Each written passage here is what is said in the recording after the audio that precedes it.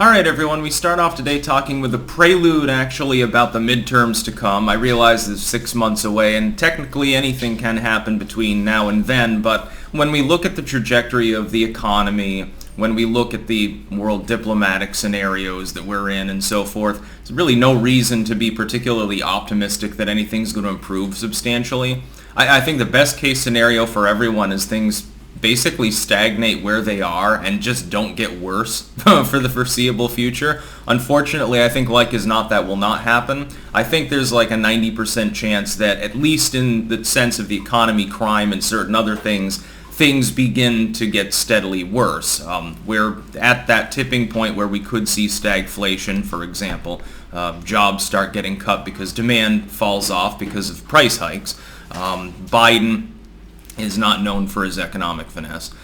The border crisis will likely continue to get worse because people are realizing that the border is overrun already, and so it's emboldening people.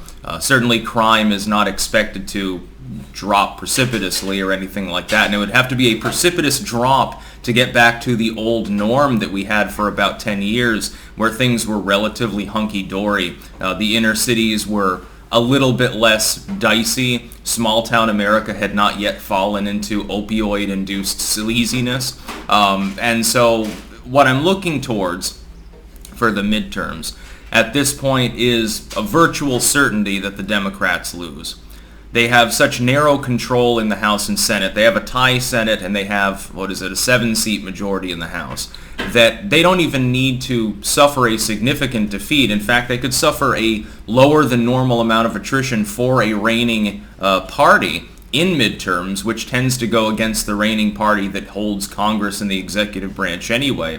They only need to lose a few seats, 1 Senate seat, a handful of House seats. Meanwhile, if we look at analysis of the likelihood, at least at this current point based on polling, you can compare it to past polling periods, look at the results of those elections, and say it's likely to be considerably worse than normal for the Democratic Party. I think in much of the analysis that I see, the minimum expected House seat loss is 35, with up to 5 or 6 Senate seats. So you're getting into territory there where if it gets much worse than that, the Republicans, in theory, would have the votes to remove Joe Biden from power entirely, with only a handful of Democrats supporting. Since he's demented, and over the next 2 years will continue to get more so, it's possible he ends up literally getting removed from office. Best thing for the country, really. You'd have to remove Kamala and others at the same time. And then you have to look to the House Speaker, the next in line, and which would be a Republican, who is put in that particular position. Really, whether you support that would depend on who's actually leading the House majority at the time, trust me. But I think the Democrats will get crushed in the midterms. Now, the way I wanted to analyze this is what will happen thereafter. So let's say they lose 35, 40, up to upwards of 50 House seats. They lose 2 or 3 Senate seats, so they've been crushed. It's a wave election. And it could be beyond a wave election.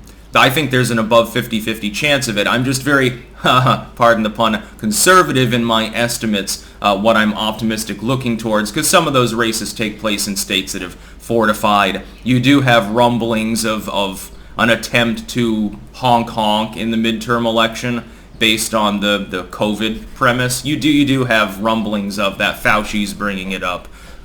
China's lockdown right now for a reason is expanding. Maybe someone called in a couple of favors with their globalist allies over there. But here's what will happen thereafter. I expect that they will blame Russian disinformation, radicalization, say, oh my God, the population's being lied to. There's too much free speech, in other words. People were speaking too freely and therefore they made the wrong democratic choices. They'll probably blame voter suppression, and especially Stacey Abrams, if she loses, definitely she'll go down that same path. By the way, questioning the results of any midterm race will not be considered to be problematic by any big tech or legacy media. In fact, they'll all be questioning it too. You'll see a huge double standard over the 2016 election, just as we saw with certain results in 2020.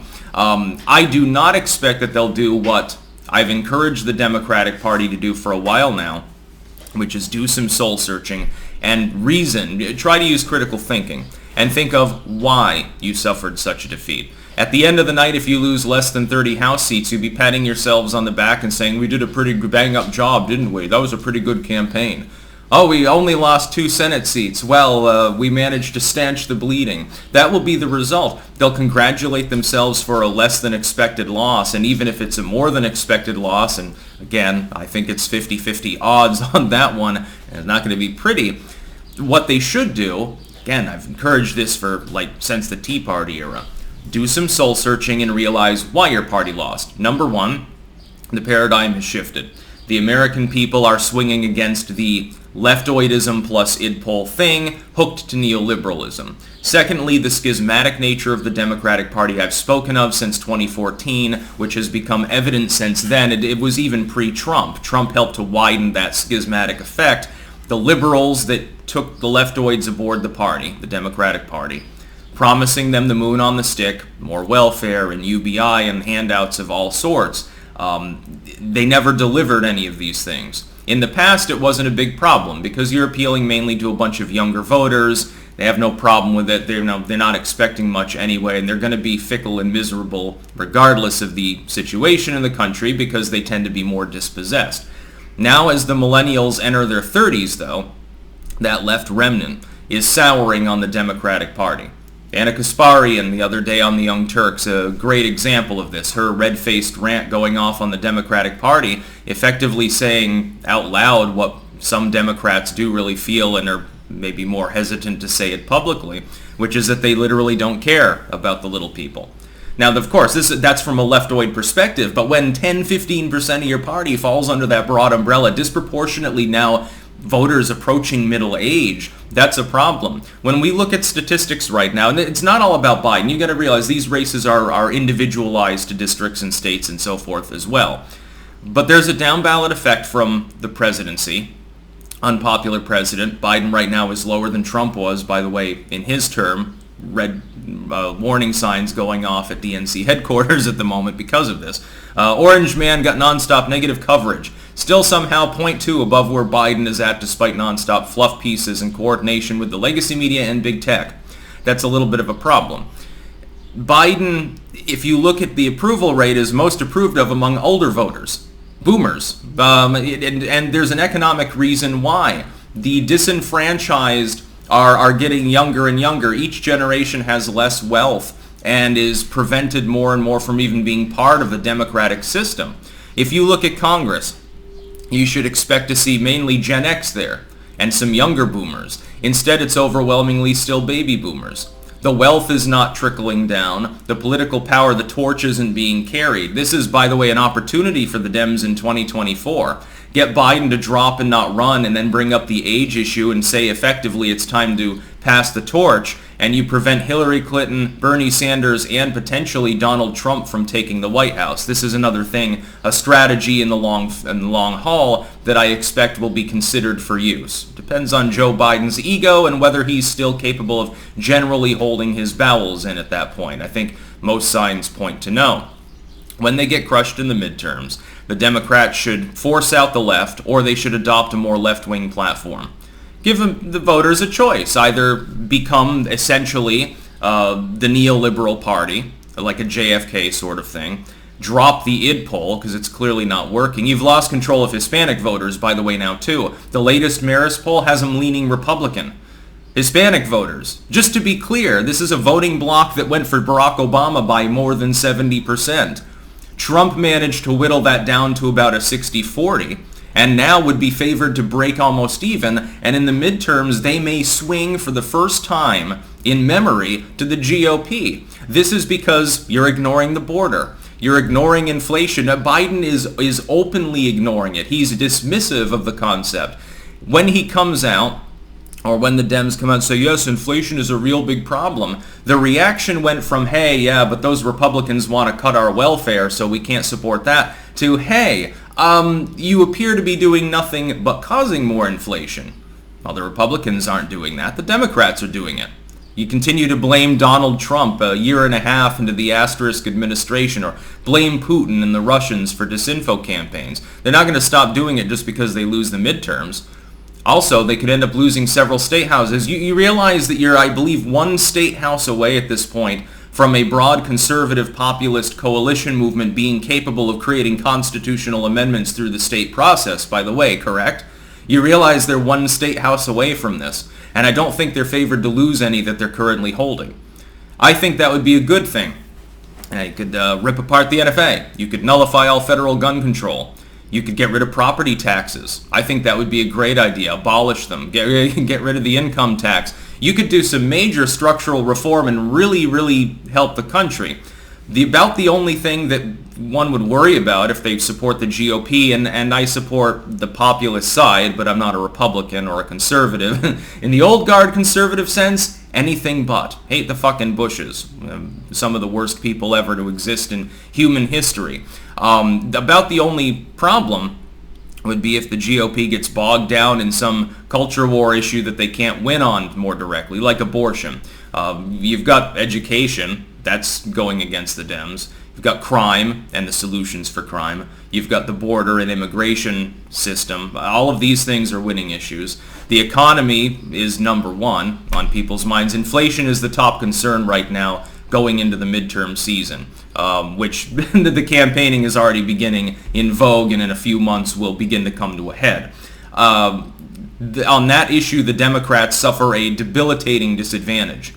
It's something like 65-35 or something like that as far as which party the voters consider to be more likely to be able to tackle economic issues. I think the Democrats will lose. They'll lose by a large margin, roughly as expected. It could be, again, it could be larger because of the structure of House races especially.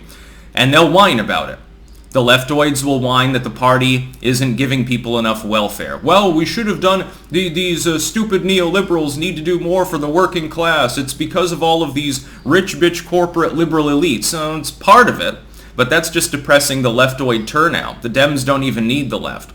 Meanwhile, they've screwed the pooch with the working class, like union voters by and large.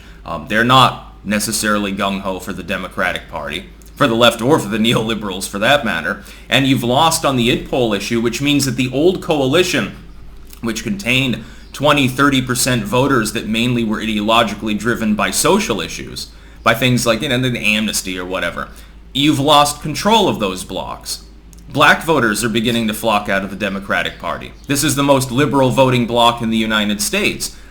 It may not be come 2024. It's going in the other direction. In fact, there's virtually no group of people that isn't souring on the Democratic Party, even the Democratic partisan core. Again, some of these are core voting blocks, and you're losing them. But they don't want to recognize that. They don't apparently have the self-awareness to say, maybe we have screwed up. Maybe it's not working and we need to change things. Partially because they're afraid. They've maintained that id poll fusion coalition for so many election cycles, for several decades, basically since Clinton, post-Reagan. They've maintained it for so long that most of the older politicians there, they don't know any other way. And the younger politicians want to completely rip it apart, throw the baby out with the bathwater, and that scares those older politicians, those boomers, even more. So the Democrats have to choose. Are you going to be a pragmatic, sensible, worker class party, like the Democrats were prior to their adoption of id poll, especially post-Obama? Or are you going to swing to the left? At the very least, people have a choice of what to vote for. You actually get serious about promoting leftism. Otherwise, the Republicans, as long as they maintain populism, will continue to steamroll you. That's about all. Peace out.